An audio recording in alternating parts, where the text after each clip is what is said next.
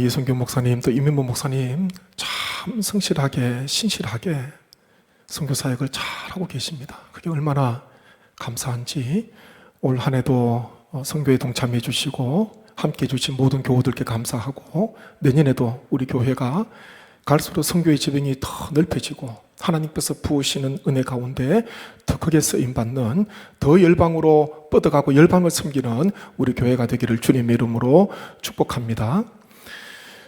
독일 출신의 전도자인 라인하르트 본케가 자신의 책입니다. 11시 59분 시간이 다가오고 있다라는 그 책에서 이렇게 말합니다. 이 책의 원 제목은 시간이 촉박하다, 그렇게 생각하면 될 것 같습니다. 이 책에서 이런 이야기를 하는데요. 한번 잠깐 띄워주시죠. 문제는 시간이다. 그런데 이 본케가 무슨 이야기를 하는지 한번 들어보십시오. 통계에 따르면 당신이 다니고 있는 교회 주변 인구가 10,000명이라면 한 주 평균 사망자가 4명이다. 그렇다면 매주 1만 명당 단 1명만이 구원받고 있는 현실이 만족스러울 수 있겠는가? 복음 전파는 이 세상에서 가장 긴박한 일이다. 이 세상에서 가장 위대한 일은 복된 소식을 전파하는 것이요, 이 세상에서 가장 긴급한 필요는 복음에 대한 필요이다. 구세주의 탄생을 막기 위해 원수는 살인과 대학살을 계획했고 후에는 예수님의 부활을 막으려 했지만 모두 실패로 돌아가고 말았다. 이제 사탄에게 남은 방법은 복음 전파를 막는 것뿐이다. 이렇게 주장을 하고 있습니다. 제가 책을 보는데 여기에서 많은 생각을 하게 되었습니다. 본케가 이야기하는 것, 우리 풍기 땅이 지금 한 10,000명, 11,000명 되지 않습니까? 그러면 한 주에 한 4명 정도, 평균적으로 정확히 알기 어렵지만은 4명 정도 만약에 별세를 한다면 한 주일에 한 사람 교회에 등록하는 것, 예수 그리스도를 믿는 것, 그것으로 만족할 수 있겠냐? 그런 질문이에요. 4명이 별세합니다. 4분이 별세하는데 그 4분이 다 예수 그리스도를 영접했다면 얼마나 좋겠습니까? 더한 나위 없지만은 주일날 한 분 한 분 등록하는 것 너무 감사하지요. 너무 기쁩니다. 그런데 나머지 3분은 어떤가? 나머지 3분은 다 예수님 믿는 사람인가? 그런 질문을 하고 있는 것입니다. 사탄이 어떻게든 구원을 막으려고 예수 그리스도의 순환 그리고 부활을 막으려고 모든 술수를 동원했지만은 실패로 끝났지 않습니까? 그래서 마지막 사탄이 이제 가지고 있는 방법은 어떻게든 복음 전파하는 것, 이것을 막으려고 하는 거예요. 그래서 책에 보면은 그런 이야기를 하고 있습니다. 사탄이 쓰는 복음 전파를 막으려고 하는 이 계획 가운데 가장 사용하는 것, 사탄이 사용하는 것, 그게 뭐냐 하면요, 우선순위에 관련이 되는 것입니다. 복음 전파, 가장 긴급하고 시급한 일 아닙니까? 예수 그리스도를 믿어야지 영생을 얻고 구원을 얻게 되는데 복음 전파 이 중차대한 이 사역이, 이 문제가, 이 일이요, 다른 일에 있어서 자꾸 뒤로 밀려가는 겁니다. 바쁜 일이라고 다 중요한 일입니까? 그게 맞으면 너무 좋습니다. 어제 하루 굉장히 바쁘게 살았습니다. 근데 한번 돌아보게 되면은 내가 오늘 엄청 바빴는데 다 중요한 일인가? 또 한 가지 더 질문을 한다면은 내가 엄청 바쁘게 살았는데 생명을 살리는 일이었나? 그리고 복음을 전하는 일은 있었나? 교회 사역, 여러 사역들이 있습니다. 그런데 전도와 선교는 한 해 하지 않는다고, 몇 년 하지 않는다고 확 드러나는 게 아닙니다.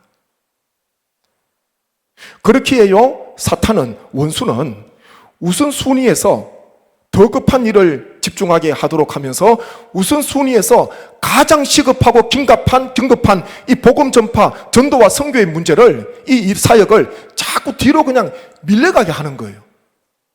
의도적으로 이것을 앞으로 당기지 않으면 우선순위에서 계속 밀려납니다. 왜냐? 교회는 더 바쁜 일이 많거든요. 전도와 선교는 하루아침에 열매가 보이는 게 아닙니다. 그렇기에 몇 해 하지 않는다고, 한 해 쉰다고 막 크게 교회의 생명력에 지장이 있거나 우리 성도 한 분 한 분의 삶에 치명타가 있거나 그렇지 않는다는 것이죠. 저는 이 본캐의 이 말이 굉장히 설득력이 있습니다. 우선 순위를 뒤집어 버리는 거예요. 악한 원수가 가장 중요한 일을 해야 되는데 그거 보지 못하도록 자꾸 눈을 가리는 것입니다. 예수님께서 말씀하셨습니다. 눈이 어두우면 온 몸이 어둡다. 아주 중요한 말씀을 하셨죠. 저는 이 말씀을, 주님의 말씀을 이 복음 전파, 선교로 한번 이야기하고 싶은데, 교회에 여러 사역들이 있지 않습니까? 근데 복음 전파가 어두우면, 즉 전도와 선교가 약해지면은 모든 사역이 결국은 어두워집니다. 복음 전파 이게 약화되면요, 다른 사역들 약해집니다. 왜냐? 하나님께서는 우리 교회 공동체를 복음 전파를 위해서, 선교와 전도를 위해서, 한 영혼 구원하도록 하기 위해서 우리를 불러주셨고 공동체를 하나님께서 세우셨거든요. 그렇게 해서 그 일을 감당하는 것, 그것이 바로 교회의 생명이라는 것입니다.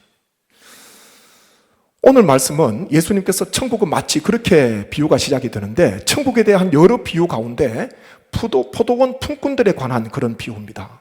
우리가 한 번 이상은 들어봤을 만한 그런 비유지 않습니까? 주인이 포도원을 준비하고 일꾼을 부릅니다. 말씀에 보니까요, 5차례 부르더라고요. 이른 시간에. 그리고 제3시 오전 9시입니다. 제6시 정오입니다. 제9시 오후 3시예요. 마지막 제11시 오후 5시입니다. 5차례 집주인이 직접 나가서 장터에서 놀고 있는, 시간을 허비하고 있는 사람들을 포도원 안으로 데리고 옵니다. 여기서 놀지 말고 포도원에 가서 일을 해라. 일을 하면은 내게 한 데나리온, 일한 품삯을 내가 주겠다. 이 한 데나리온은 구원을 이야기하고 있죠. 주님께서 품꾼들에게 약속을 하고 보내지 않습니까? 이게 오늘 말씀의 줄거리인데, 제가 여기서 2가지 한번 마음에 묵상하면 좋겠습니다. 첫 번째는요, 주인의 마음입니다. 우리는 주인의 마음을 알아야 됩니다. 주인의 마음이 지금 어디에 있는가? 포도원 안에 있지 않았습니다. 품삯에 있지 않았어요. 주인의 마음은 시종 일관 포도원 밖에 있습니다. 이런 시간에 데리고 왔잖아. 포도원에 넣었어요. 오전 9시에 또 갑니다. 데리고 넣습니다. 오후 3시, 오후 5시, 이제 1시간 후면은 포도원 문을 닫아야 되는데, 오후 5시에도 여전히 포도원에 들어오지 못한 사람들, 일꾼들, 주인이 찾아서 데리고 오잖아요. 주인의 마음이 만약 포도원 안에만 있었다면, 품삯에만 있었다면은 품꾼들 오후에 데리고 오겠습니까? 손해인데, 나에게 손해가 되는데 데리고 오지 않을 것입니다. 주인의 마음은요, 포도원 밖에 있는 거예요. 우리에게 비교한다면은, 우리에게 빗대 본다면은 교회 밖에 있는 것입니다. 우리에게도 주님께서는 얼마나 많은 사랑을 주십니까? 얼마나 많은 은혜를 주십니까? 그런데요, 주인의 마음은, 하나님의 마음은요, 여전히 교회 밖에서, 구원 밖에서, 구원 안으로 들어오지 못한, 예수 그리스도를 영접하지 못한 사람들에게 여전히 향해 있다는 것입니다. 한번 말씀 보시죠. 누가복음 15장 4절 말씀 한번 보십시오. 같이 읽습니다. 너희 중에 어떤 사람이 양 100마리가 있는데 그 중에 하나를 잃으면 99마리를 들에 두고 그 잃은 것을 찾아내기까지 찾아다니지 아니하겠느냐. 아멘. 이 선한 목자가 99마리 양은 무사해요.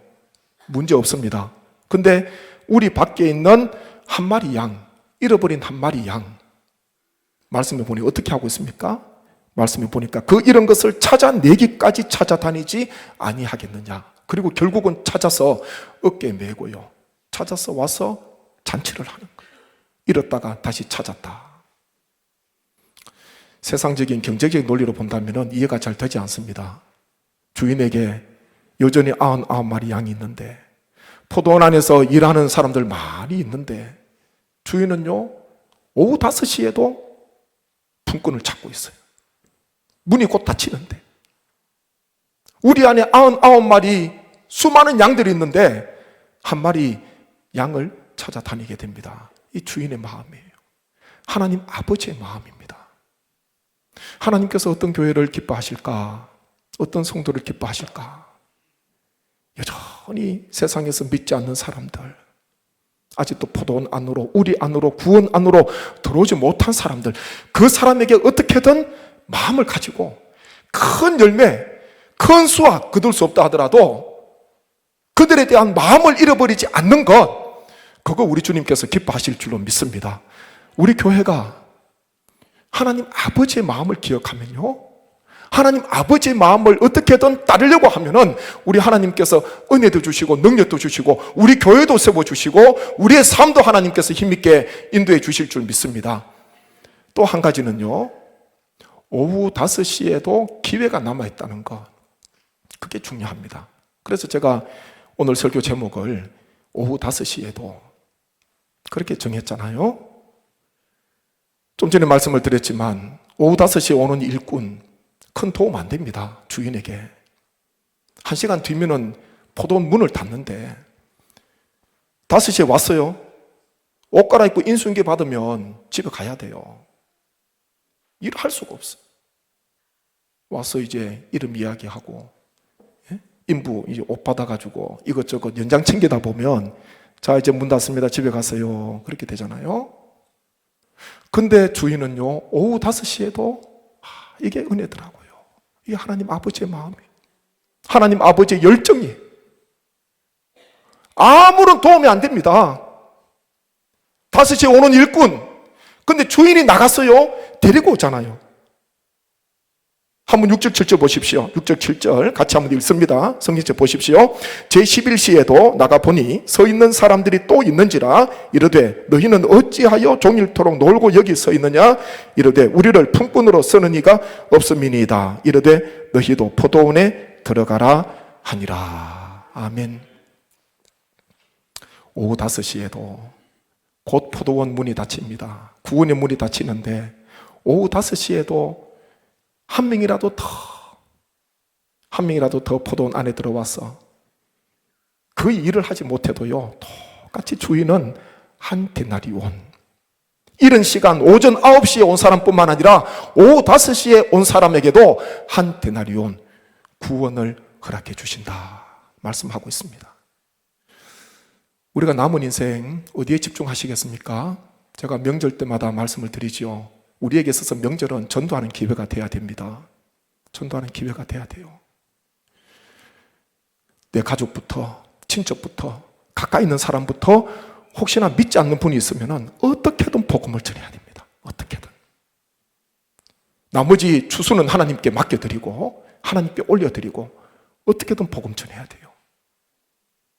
나 혼자 주님 잘 믿고 포도원 안에서 일하면서 또 맛있는 밥도 먹으면서 기쁨도 누리면서 감사함 누리면서 나 혼자 그냥 포도원 안에 있는 것이 아니라 포도원 바깥에 있는 아직까지도 구원 안으로 들어오지 못한 사람이 있다면 그 사람을 위해서 기도하시고 오후 5시에도 아직 때가 늦지 않았다는 것, 그분이 연세가 많아도 때가 늦지 않았다는 것, 어떻게든 문 닫히기 전에 들어오면 돼요. 이 말씀을 우리 성도님께서 마음속에 꼭 품으시기를 주님의 이름으로 축복합니다. 올해도 선교에 있어서 최선을 다해 주셔서 감사합니다. 오늘 주보 간지에 보셨지요? 선교협의 작정서를 넣어드렸는데 나와 상관없다 그렇게 생각하지 마십시오. 가까이 있는 데는 내가 가서 전도하면 됩니다. 내가 갈 수 있어요. 국내도 내가 갈 수 있습니다. 그런데 멀리 있는 곳은 내가 갈 수가 없어서 하나님께서 선교사를 보내는 것입니다. 사실 내가 가야 되는데 예수 그리스도를 믿고 하나님의 백성이 되고 자녀가 되었다면 가장 먼저 주어지는 사명은요 전도의 사명입니다. 주님께서 성천하시면서 40일 동안 부활 후에 하나님 나라의 일을 말씀하시다가 성천하시잖아요. 그때 제자들에게 마지막 분부하신 말씀이 무엇입니까? 땅과 같이 복음을 전하라는 것입니다. 모든 민족으로 제자를 삼으라는 것입니다. 그게 지상 대위임 명령입니다. 특별한 사람에게 준 게 아닙니다. 특별한 선교사님들에게 드린 거 아니에요. 선교사님만 받은 게 아니라는 것입니다. 내가 가야 하는데 내가 갈 수가 없으니까 하나님께서는 선교사님들을 대신 보내고 우리로 말미암아 돕기를 원하신다는 것입니다. 헌신하기를 원하시는 거예요. 거기 작정서에 보면 5,000원, 10,000원, 20,000원, 30,000원 돼 있어요. 제가 개인적으로는 좀 올려야 되지 않나. 5,000원은 좀 이렇게 해야 되지 않나. 그 생각이 들어도 또 연약하신 분이 있을 수가 있으니까. 5,000원, 10,000원 한 달이잖아요. 한 달입니다. 힘들어도 관심을 가지시고, 관심입니다. 마음입니다. 아무리 어려워도 한 달에 5,000원 선교사님 도지 못하겠습니까? 아무리 어려워도 한 달에 10,000원 내가 조금 아끼면은 할 수가 있습니다. 오늘 오후에 선교위원회 헌신 예배 드리는데 혹시나 올해 동참하지 못하신 분들 계시면은 집에 가셔서 기도하시면서 내가 가야 하는데 내가 못 가니까 도와야 되겠다, 작정해야 되겠다 기도하면서 작정하시고요. 선교하면 넣으십시오.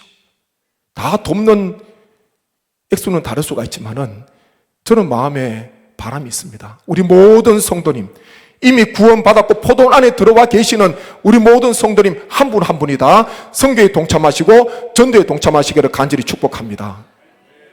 선교는요, 해외 선교뿐만 아니라 국내 선교, 다음 세대도 선교입니다. 주보 오른쪽에 위에 보면은 세 가지 제가 적어놨지요. 예배 선교 다음 세대입니다. 우리 교회의 목회 중심이 됩니다. 이거 꼭 기억하시고 기도하실 때마다 예배 선교 다음 세대가 힘있게 세워지는 교회, 하나님께서 기뻐하시는 거거든요. 그래서 우리 모든 성도님 기쁨으로 동참해 주셔서 선교와 전도가 새해에는 2024년도에는 더 힘있게 펼쳐져서 우리 하나님의 마음을 기쁘시게 해드리는 우리 성례교회 모든 주의 권속 되시기를 주님의 이름으로 축복합니다. 한번 제가 합심해서 기도하기를 원합니다. 아버지 하나님, 우리에게 선교에 대한 열정을 주시고 전도에 대한 열정을 주시고 오후 5시에도 우리 하나님께서는 밖에 있는 사람들, 포도원 안에 들어오지 못한 사람들을 여전히 포도원 안으로 인도하는 것, 하나님 아버지의 사랑입니다. 하나님 아버지의 은혜입니다. 아버지 마음속에 이 마음 품고 내년에도 선교와 전도에 매진하는 우리 교회, 이 땅의 교회 되게 하여 주옵소서. 함께 기도하겠습니다. 아버지 하나님, 은혜를 감사합니다. 우리의 모든 심령을 하나님께서 새롭게 해주시고 하나님 아버지의 마음을 품기를 원합니다. 하나님 아버지의 마음이 어디 있는가? 하나님의 시선이 어디 있는가? 하나님의 뜻이 어디에 있는가? 하나님의 손길이 어디에 머물고 있는가? 하나님의 얼굴이 어디로 향하고 있는가? 하나님, 교회 안에뿐만 아니라 교회 밖에서 사망의 그늘에 앉아 신음하는 수많은 자들에게 하나님의 마음이 향하고 있고 아버지, 우리를 보내는 것을 기억합니다. 아버지 하나님, 오후 5시에도 때가 늦지 않았습니다. 아직 포도원 문이 열려 있습니다. 아버지 하나님, 살아있는 동안 예수 그리스도를 마음으로 믿고 입으로 시인할 수 있는 기회가 있을 때에, 건강이 있을 때에, 생명이 있을 때에 예수님을 영접하고 구원 얻는 모두가 포도원 안으로 들어가는 귀한 역사가 있게 하여 주옵소서. 가족들 중에, 친척 중에, 내가 아는 사람 중에 아직도 주님 믿지 못한 사람이 있다면 주여 어떻게든 복음 전할 수 있는 열정을 주시고 마음을 하나님 허락하여 주옵소서. 새해 더 힘있게 주의 복음 전하는 교회 되기를 원하옵고 예수님의 이름으로 기도드립니다. 아멘.